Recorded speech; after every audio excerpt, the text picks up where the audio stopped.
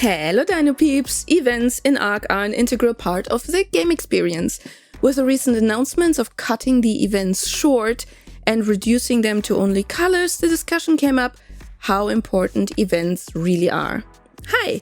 If you have been here before, welcome back, and if you're new here, my name is Tia, I have 13,000 hours in ARK, I'm a theory crafter by heart for the game, and I make guides that people understand.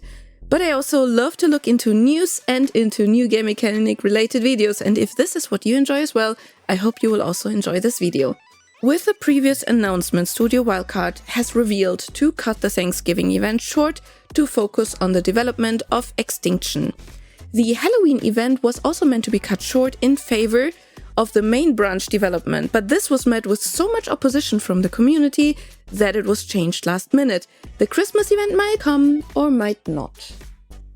Ultimately, seasonal events are a fan service. Of course, that is not all that is to them, but from a player's perspective or from a player's view, a seasonal event is the developer's appreciation to the player's loyalty by providing additional content, often during off-work times and holidays. Players in general are excited about seasonal events, and in the case of ARK, many players would even take a break before events to put extra time into the event days. There are even groups of players who heavily identify with specific events and wait all year until their favorite event is live.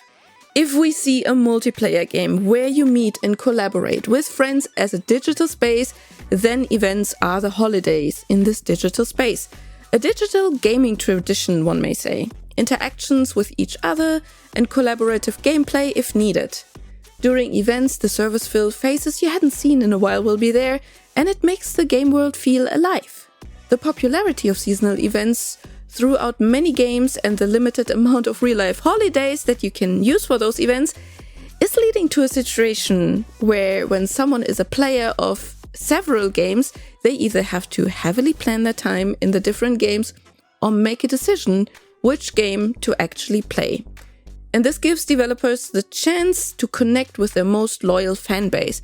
But it can also mean that when an event is not so good, not good enough, or limited to what players are used to or dropped altogether, that this will drive people away for good.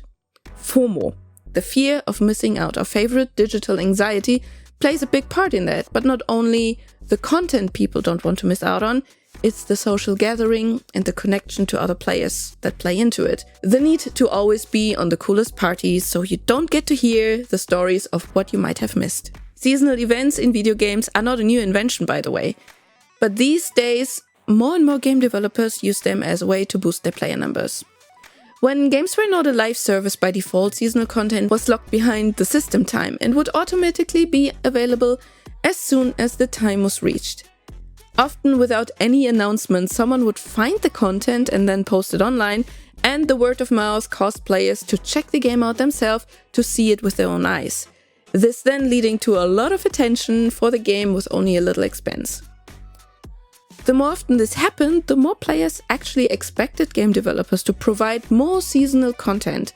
A prime example was the April Fool's jokes added in Minecraft that even made it into press publications year after year. The surprise effect is smaller these days, especially because of data mining, which analyzes every new patch for secretly added content.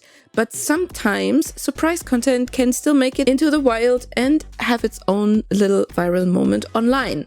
But game dev is as much creativity and technical adventures as it is marketing and business. Player numbers, play sessions, session length and session streaks are just as important for a game's success as its functionality and design is. And seasonal events are an important tool in this. The player's time is, like aforementioned, limited, so they will have to decide which game to play. As a game developer, you, of course, want your game to be the game of choice, but games don't exist in a vacuum, and a lot of other studios are fighting for the player's attention with all tricks possible. But it goes even further than that. Certain games require their players to commit to the game for a while to not lose their progress. Which means, in the best case, you really don't want your players to have to make the choice which game to play, as you can lose them permanently, or at least for a long time, even after the event is finished. And when a game like ARK that has put a lot of importance and priority in seasonal events, then it has fostered a culture around these events.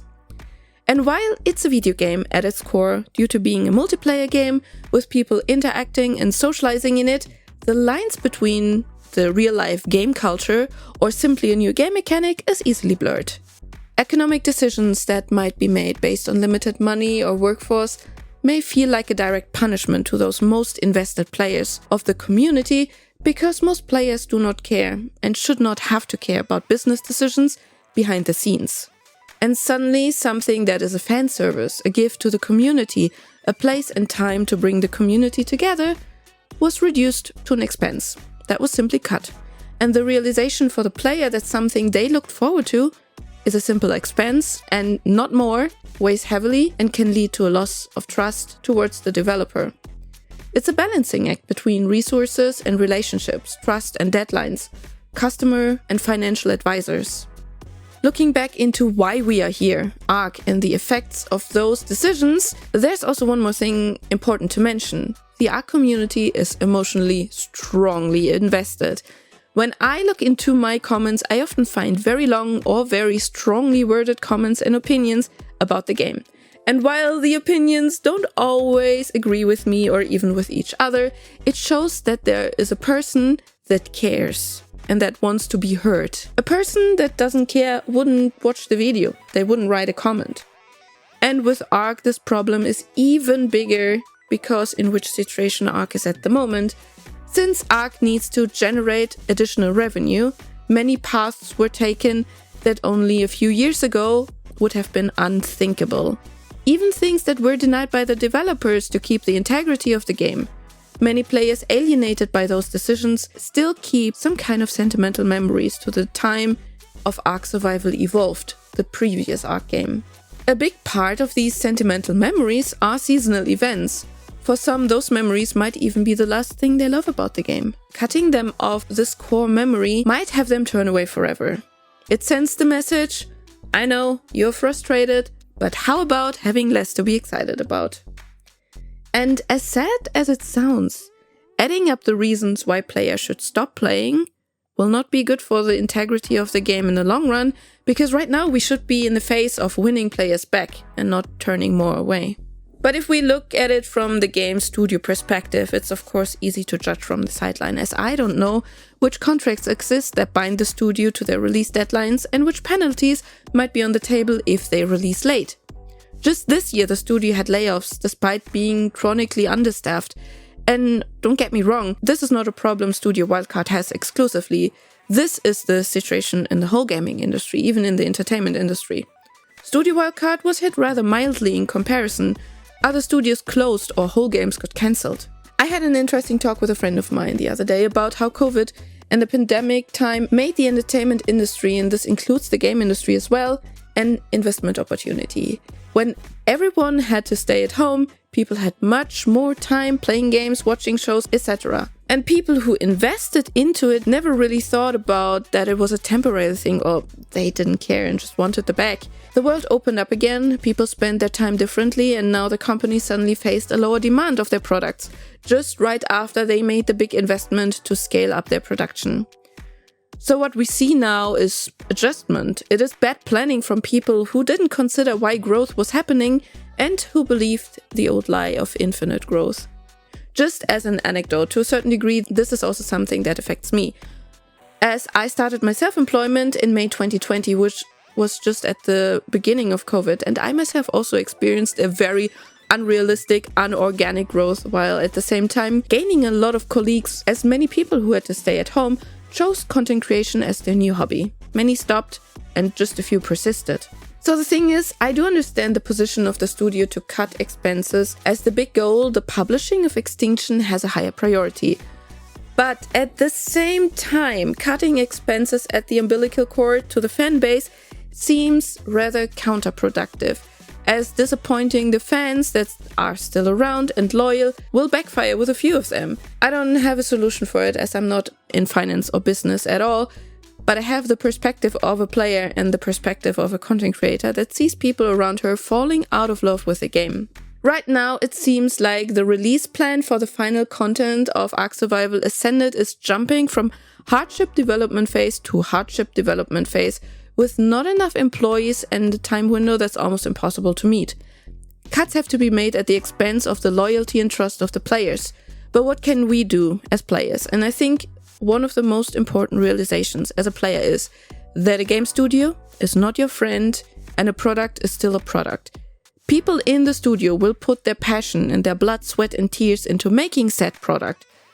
But as soon as the third party with the power of money minus the knowledge of game development makes the calls, then the game devs themselves turn into mediators between players and money. Decisions for cuts of things people love are never made easy. Game devs know about the consequences and how it might alienate the player base and how it might scratch the trust with the players. But if it's, in their eyes, the only thing to do to keep the boat sailing, I'd rather sail. We have seen studios being closed and games being cancelled, and in the big picture, this is less bad. And while I'm still a player, and I'm disappointed with some decisions, I know I will never see the conversations and the thought processes that led to it, and therefore I can't know what the alternatives would have been. And yes, cancelling or even shortening content that's meant to praise the fans sucks. But it's about survival after all.